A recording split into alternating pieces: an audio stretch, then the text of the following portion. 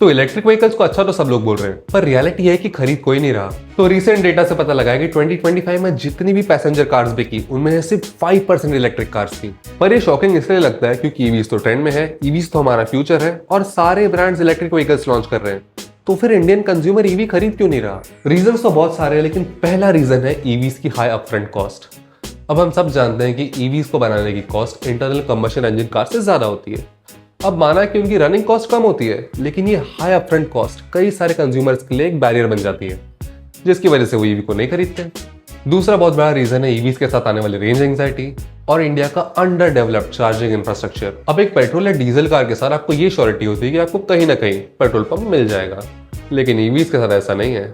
और metro cities के बाहर तो charging infrastructure almost non existent या तो बहुत खराब है, और कोई भी इस कांस्टेंट टेंशन के साथ नहीं जीना चाहता कि क्या वो अपनी डेस्टिनेशन पर पहुंचेगा या नहीं। इसलिए ये भी ईवीज की सेल्स को मुश्किल कर देता है।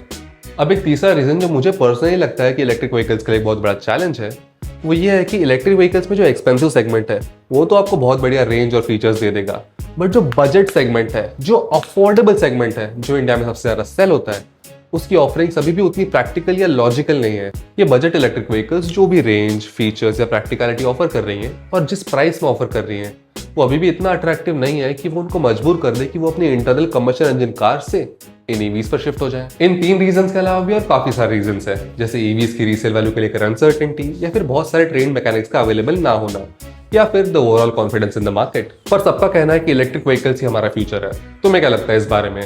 क्या तुम्हारे पास एक ईवी है? और अगर है तो तुम्हारा उसके साथ एक्सपीरियंस क्या रहा है? और तुम्हें क्या लगता है कि इंडियन मार्केट में ईवीज का फ्यूचर क्या है?